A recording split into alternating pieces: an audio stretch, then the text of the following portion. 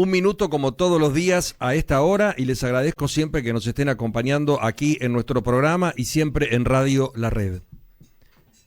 Hoy les contaba temprano que la legislatura porteña necesita de 160.000 millones anuales para poder existir y tiene 1.100 empleados. Algunos hablan de la nueva meca de los candidatos porque vemos una tremenda vocación, y lo hace mucho el gobierno nacional, de nacionalizar lo que siempre fue una elección de poca monta.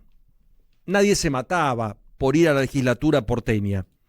El gobierno le dio un tinte muy fuerte y vamos a una discusión, para mi gusto, un tanto desmedida, porque escucho candidatos que hablan como que fueran a ser jefes de gobierno a partir de diciembre y no lo son. Van a cambiar el 50% de la composición de la legislatura. La Cámara tiene 60 escaños, sus recursos superan largamente la de otros parlamentos similares, como el de Córdoba, provincia importante si la hay, que tiene 70 bancas y un presupuesto de 36.000 millones de pesos. 160.000 millones anuales. 1.100 empleados, de los cuales 694 son temporarios y entre ellos hay 325 asesores. El país de los asesores. Yo le contaba lo de los senadores, lo de Granata con el marido en Santa Fe. La verdad es que es una disponibilidad de fondos muy pero muy fuerte.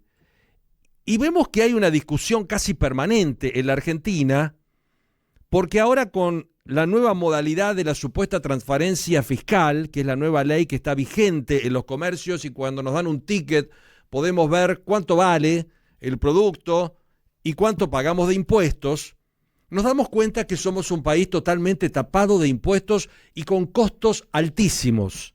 Los impuestos encarecen hasta 56% los productos básicos. Hoy esta discriminación en comprobantes y etiquetas refleja, cuando tomamos el ticket a la salida de un comercio, el peso de la carga tributaria que tiene en el precio final que paga un consumidor. Y les doy cualquier ejemplo para que tengamos medianamente una idea. Productos panificados, 10,5 de IVA. 4 facturas, 3.800 pesos. El impuesto significa 361 pesos. Heladerías y panaderías. En los tickets de una panadería muy famosa, el IVA representa el 17,3 del precio. 2 helados que salen 11.000 pesos, en impuestos estamos pagando aproximadamente 2.000.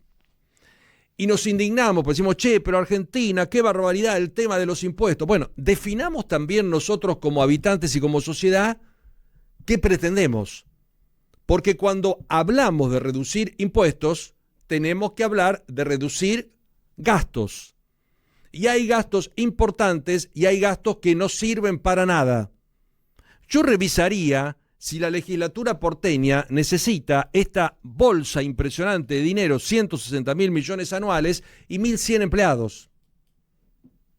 Porque después nos quejamos de los impuestos en todos lados. Los impuestos que pagamos, y los impuestos que pagamos, y los impuestos. Y los impuestos que pagamos, lo pagamos porque tenemos un Estado enorme. En muchas cosas eficiente y en muchas cosas absolutamente ineficiente, porque nos llenaron la cabeza de la cultura, del Estado, de los ministerios. Decís secretaría y te matan. No, una secretaría, no, un ministerio, un edificio, una ministra, un ministro, 400.000 asesores, subsecretaría, secretaría. Y ahí estamos pagando impuestos permanentemente de todo. Acá algunas provincias del norte y algunas provincias con límites internacionales reaccionaron y dijeron, paremos un poquito la cosa, la medicina no es gratuita, la pagan los jujeños, la pagan los salteños y estamos fomentando que vengan de afuera y nos lleven todo, nos lleven las vacunas, nos lleven los remedios, nos tomen las camas para la internación los extranjeros. Pusieron un límite porque la gente está harta de pagar impuestos. Y en la Argentina pagamos un exceso de impuestos, una superposición de impuestos, pero tenemos que definir también como sociedad si queremos pagar menos impuestos o queremos mantener una parte gigante de un Estado que para mi gusto es absolutamente ineficiente y que no tiene que ver con estos tiempos.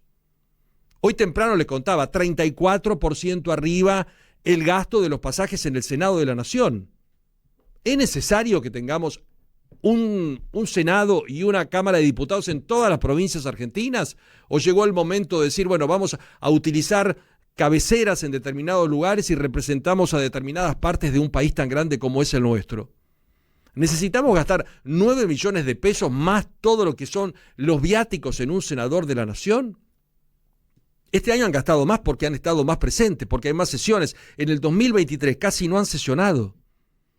Y los pasajes no se devuelven. Y antiguamente los pasajes los podían vender como si fueran una agencia de turismo. Hoy tienen pasajes de avión y pasajes de micro.